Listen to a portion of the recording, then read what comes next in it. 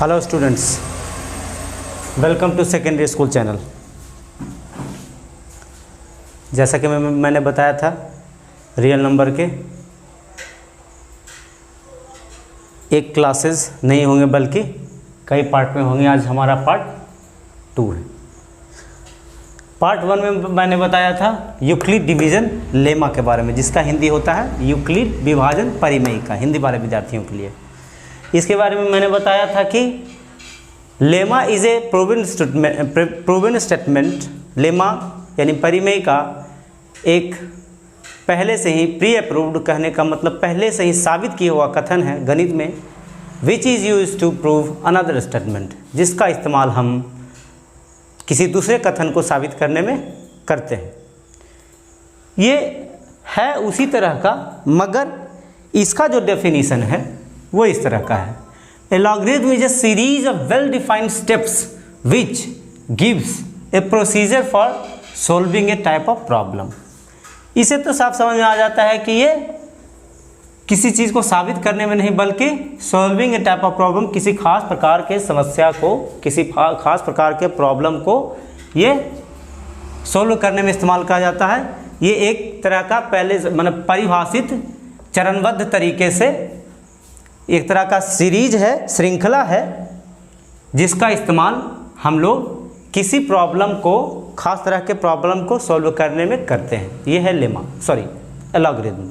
जबकि लेमा में था कि किसी कथन को साबित करने के लिए हम लोग उसका इस्तेमाल करते हैं जो कि पहले ही से प्रूव किया हुआ है। लेमा एलॉगरिथम से ये इतना ही अंतर है कि ये जो है एक सीरीज है परिभाषित किया हुआ, जिसका इस्तेमाल यानी श्रृंखला है, जिसका इस्तेमाल हम लोग किसी खास तरह के समस्या को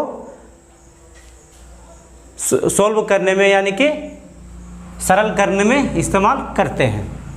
अब देखिए, इसको इस तरह से लिखा जाता है।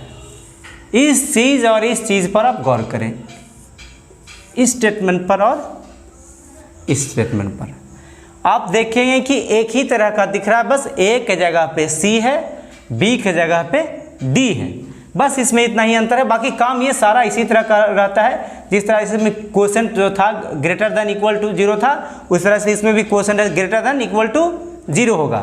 और इसमें जो b था, b is greater than remainder और remainder is greater than equal to 0। उसी तरह से इसमें d जो है ग्रेटर देन रिमाइंडर और रिमाइंडर इज ग्रेटर और इक्वल देन 0 होगा, यानी कि c is equal to d q plus r. जैसा कि मैंने कहा कि इसका इस्तेमाल हम लोग किसी खास तरह के प्रॉब्लम को सॉल्व करने में करते हैं। अब सवाल ये उठता है कि किस तरह के प्रॉब्लम में करते हैं सॉल्व करने में, क्या इसे हम लोग क्या सॉल्व करेंगे। तो इससे हम लोग सॉल्व करेंगे, सबसे पहला तो है HCF। अच्छा हाँ, एक चीज़, ये एलॉगरिथम शब्द जो है किन्होंने दिया था, 9वीं सेंचुरी के एक पर्शियन मैथमेटिशियन ने। अब उनका नाम इतना कठिन है कि मुझे देखना पड़ेगा। मुहम्मद इब्न मूसा अल ख्वारिज़मी, मैं लिख देता हूं एक बार।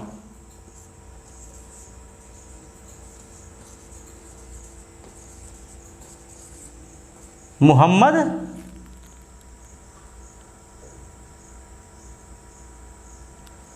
इब्न मूसा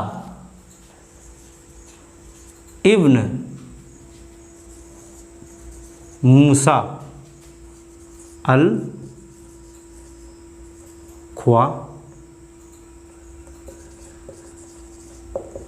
ख्वारिज़मी, ये उनका नाम है।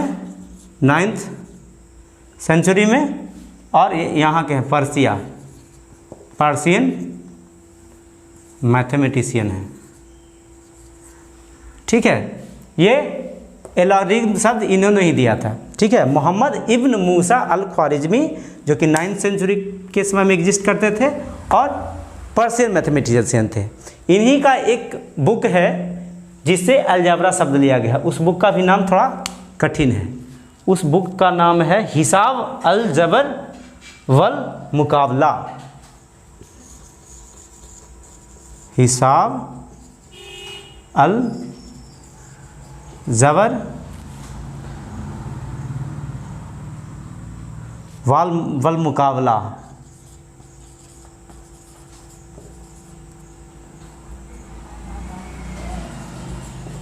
ये एक बुक का नाम है जिसके राइटर कौन है, जिसके राइटर है ये मोहम्मद इब्न मूसा अल ख्वारिज़मी, जो कि पर्शियन मैथमेटिशियन थे 9th सेंचुरी में। उन्होंने एक बुक लिखा था मोहम्मद अल जब्र, इसी पॉइंट से अलजबरा वर्ड जो है लिखा गया है। ये तो हो गई, ये सारी तो मैथ्स में नहीं पूछी जा सकती, मगर फिर भी मैं बता देता हूँ, हो सकता है नॉलेज के लिए भी जानना ज़रूरी है कि भाई जिज्ञासा भी एक चीज़ होती है कि भाई एलॉगरिथम है तो ये कहाँ से आया, तो कहाँ से आया भाई, मोहम्मद इब्न मूसा अल ख्वारिज़मी ने एलॉगरिथम नाम दिया। सॉरी, मेरे हिसाब से यहाँ पे ITHM होगा, एलॉगरिथम। और उन्हीं ने एक किताब लिखा था, बुक का नाम है हिसाब अल जब्र वल मुकाबला। इस किताब से ही अलजबरा शब्द आया था, अल जबरा। अमित,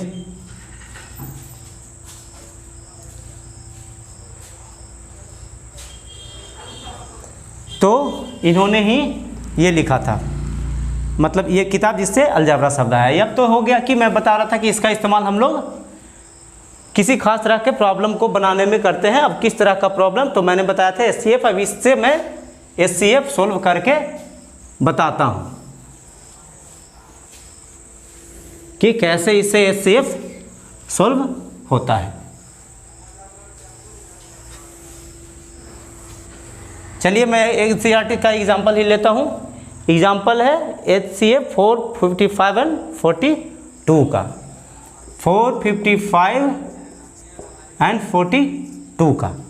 ये मैं NCERT बुक का ही एग्जांपल लेता हूँ। अब देखेंगे, सिंस 445 इज ग्रेटर देन 42, यानी कि चूंकि 455 जो है 42 से बड़ा है, हम लोग 42 से इसको डिवाइड करेंगे।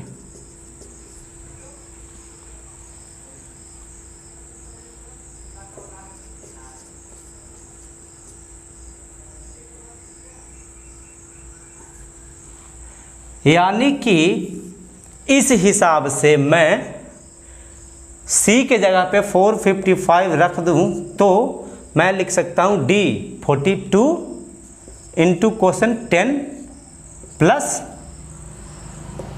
R हमारा हो गया 35। अब हम लोग डिवीजन मेथड से, यानी कि डिवाइड करके कैसे हम लोग HCF निकालते हैं, ऐसे कर देते हैं 35 1 जा 35, 7 और 7 5 जा 35। इसी स्टेप्स को बस ऐसे दिखाना होता है। कहने का मतलब ये हो गया। अब हम लोग यहाँ 42 को ले आएंगे 455 की जगह पे, और 35 से हम लोग करेंगे कि 45 इंटू 1 प्लस रिमाइंडर 7। इस पॉइंट से 42 is equal to 35 into 1 plus 7। अब क्या करेंगे हम लोग 35 को लेके जाएंगे यहाँ, और फिर 7 से डिवाइड करेंगे तो 7 इंटू 5 प्लस 0 तक हमारा। यानी कि इस स्टेप को हम लोग तब तक जारी रखेंगे इस स्टेप निकालने के लिए जब तक कि रिमाइंडर हमारा 0 नहीं होता। पहले 42 से, तो 42 इस पोर्शन को हर बार गायब कर देना होता है। जिस तरह से इस पोर्शन को हम लोग हर बार गायब करते हैं, इसका वैल्यू होता है SCF में। मैंने इसको हटा दिया, फिर 42 यहाँ लाया, फिर 35 से डिवाइड किया तो 35 बन जा, फिर 7 रिमाइंडर बच जाएगा, फिर 35 में 7 से डिवाइड किया तब 5 हमारा क्वोशेंट आया, 0 रिमाइंडर आ गया। यानी कि इसी स्टेप को इसी तर्ज पर हम लोग तब तक करते रहेंगे जब तक कि रिमाइंडर 0 नहीं आ जाए। तो जो है हमारा ये पोर्शन HCF होगा। हमारा HCF क्या होगा 7। यानी कि यूक्लिड डिवीजन एल्गोरिथम का इस्तेमाल हम लोग HCF बनाने में कर सकते हैं। अब है एग्जाम्पल, बड़ा मज़ेदार एग्जाम्पल।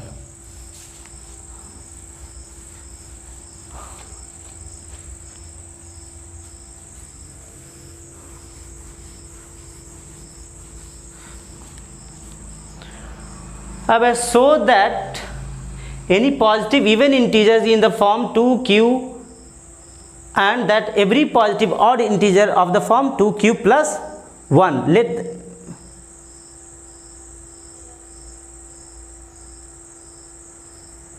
चलिए, तो अब साबित करना है कि 2q कोई भी इवन नंबर जो है इस फॉर्म में होता है और ऑड नंबर इस फॉर्म में होता है, ये साबित करना है। ऐसे तो पता चलता है भाई, क्योंकि इसमें एक चीज़ जान ले, 2 4 6 2 4 6 8 12 200, ये सारा 2 से डिवाइड इसीलिए होता है क्योंकि ये सारा 2 का मल्टीपल है। 2 into 2, 2 into 3, 2 into 4, 2 into 6, 2 into 100। यानी हम ये आसानी से कह सकते हैं कि 2 का जो भी मल्टीपल होगा वो 2 से इजीली डिवाइडेड होगा। यानी कि अगर हम 2q लिखते हैं तो q के जगह पे कुछ भी किसी भी चीज़ से मल्टीप्लाई कर देंगे तो ये 2 से डिवाइड आसानी से हो जाएगा, चाहे 1 से मल्टीप्लाई करें चाहे 2 से मल्टीप्लाई करें, तो ये हमेशा इवन नंबर होगा। और इवन नंबर में हम लोग जब भी एक जोड़ेंगे तो ऑड नंबर प्राप्त होगा। क्यों? 2 में 1 ऐड करके देखते हैं 3 इवन था, ऑड हो गया। 4 में 1 ऐड करके देखते हैं 5 इवन था, ऑड हो गया। 8 में 1 ऐड करके देखते हैं ये 9 हो गया, इवन से ऑड हो गया। यानी कि आसानी से हम लोग ये कह सकते हैं कि ये इवन है और ये ऑड है, मगर इसे हमको साबित करना है कि कैसे है।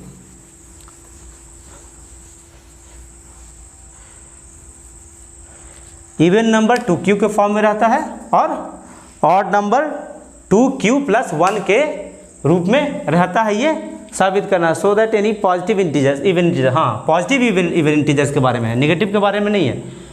Is in the form 2q and that every positive odd integer is of the form 2q + 1।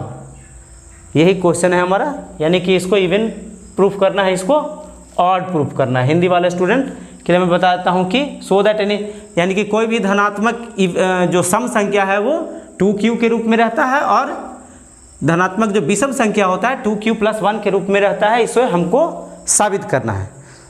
तो चलिए, एक पॉजिटिव इंटीजर मैं a लेता हूँ, let that positive integer a and एक पॉजिटिव इंटीजर हम लोग a माना और b = 2 माना। अब इसको हम लोग लॉगरिथम वाले फॉर्मूला में, फॉर्मूला तो दोनों का एक ही है, कोई फर्क नहीं पड़ता, इसी फॉर्मूला पे बैठाते हैं। तब हम लोग कह सकते हैं कि a = 2 bq + r होता है, तो इसके जगह पे हम लोग लिख सकते हैं 2q + r। अब मैंने बताया था, इस चीज़ से आप देखें, अगर मैं 7 से डिवाइड करता हूँ 38 को, 7 5 जा 35 3, यानी कि 7 से मैं जब भी डिवाइड करूँगा तो 1 2 3 4 5 6, इसके अलावे कोई भी रिमाइंडर नहीं आ सकता, 0 भी आ सकता है, लेकिन 6 से बड़ा रिमाइंडर नहीं आ सकता। अगर मैं 6 से डिवाइड करूँगा तो रिमाइंडर 0 से लेके 5 तक आएगा, अगर 5 से करूँगा तो 0 से लेके 4 तक आएगा, यानी कि 7 से कर। अब यहाँ हम लोग डिवाइड कर रहे हैं किससे? 2 से, तो हमारा यहाँ पे रिमाइंडर जरूर है 0 और 1 के अलावे 2 से अगर किसी चीज़ को हम लोग डिवाइड करें तो रिमाइंडर 0 हो सकता है या 1 हो सकता है, इससे ज़्यादा नहीं हो सकता। यानी कि एक इंटीजर मैंने माना a और b = 2 माना, इसको इस फॉर्मूले पे बैठाया, a = bq + r, यानी कि a तो a है, b की जगह पे 2 बैठाया, q क्वोशेंट है, r अब पता चल रहा है कि r 2 से डिवाइड हम लोग कर रहे हैं, तो r जब भी होगा 0 और 1 होगा। समझ गए? मैं बार बार बता रहा हूँ, 6 से डिवाइड करेंगे तो रिमाइंडर 0 से लेके 5 तक हो सकता है, 4 से करेंगे तो 0 से 3 तक हो सकता है, 7 से करेंगे तो 0 से 6 तक हो सकता है, 100 से डिवाइड करेंगे तो 0 से 99 तक हो सकता है। यानी कि इसके बराबर, डिवाइजर के बराबर कभी भी रिमाइंडर नहीं हो सकता, डिवाइजर से बड़ा कभी भी रिमाइंडर नहीं हो सकता। तो यहाँ डिवाइजर 2 है, इसलिए रिमाइंडर 0 और 1 हो सकता है, 2 के बराबर और 2 से ज़्यादा नहीं हो सकता। अब देखिए,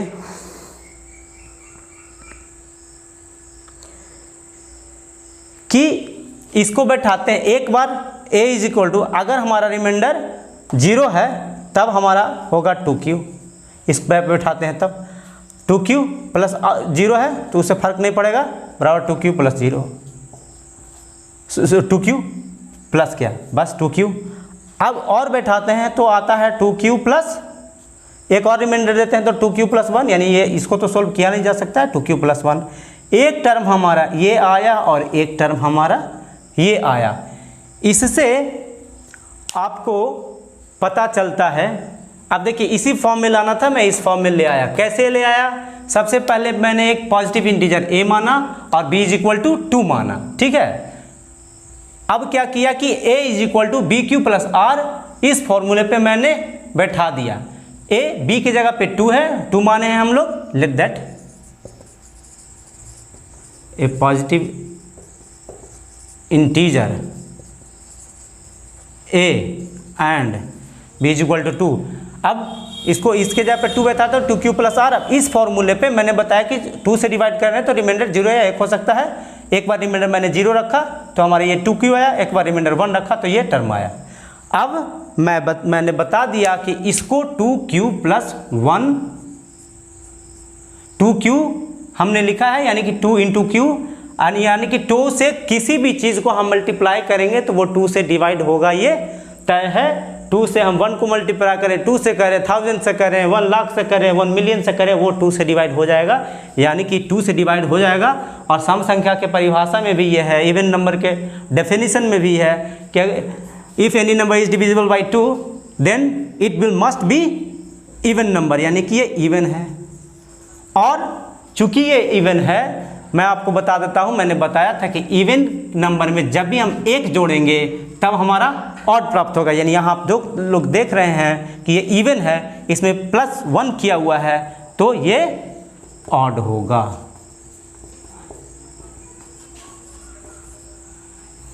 इसको अब आप समझ गए होंगे, मैंने बड़े सरल तरीके से समझाया, फिर से मैं समझा देता हूँ।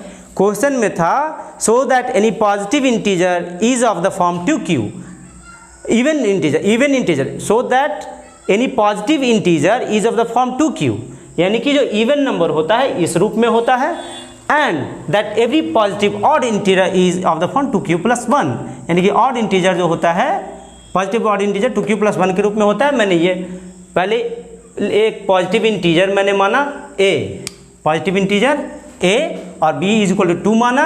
अब इस फॉर्मूले पे मैंने बैठा दिया, b की जगह पे 2q प्लस r 0 था और 1 था, एक बार 2q प्लस 0, एक बार 2q प्लस 1, r का मैंने वैल्यू रखा, एक आया 2q और एक आया 2q प्लस 1। मैंने बताया था 2 इंटू कुछ भी रहेगा तो 2 से डिविजिबल होगा, इसलिए ये आपको समझ में आसानी से आ गया होगा। ये इवन हो गया, ये ऑड हो गया, ठीक है। चूंकि ये 2 से मल्टीप्लाई हो जाता है इसलिए 2 का मल्टीपल है इसलिए इवन है, और इवन में जब भी हम 1 ऐड करेंगे तो ये ऑड होगा। तो चलिए यहाँ अभी का क्लास यहीं ख़त्म होता है। ये पार्ट 2 था और इसका और कॉन्सेप्ट मैं लेके आऊँगा, और अभी एग्जाम्पल इससे रिलेटेड मैं और बताऊँगा। 20-22 मिनट का लगभग वीडियो हो गया होगा, इससे मैं इतना ही तक सीमित रखूँगा और मैं यही कहूँगा ज़्यादा से ज़्यादा सब्सक्राइब करें। अब तो आपको खैर इतने क्लास के बाद समझ में आ ही जाएगा, हालांकि क्लास 10 के लिए मात्र 2 वीडियो बना है और मैं जल्दी से जल्दी ज़्यादा से ज़्यादा वीडियो बनाऊंगा ताकि आपको इससे लाभान्वित कर सकूं और मैं आपको पढ़ाई में मदद कर सकूं। शेयर करें मेरे वीडियो को, लाइक करें और सब्सक्राइब करें, और जो बगल में घंटी है सब्सक्राइब के बगल में उसे घंटी को बजा दें, रिंग कर दें। धन्यवाद, गुड बाय।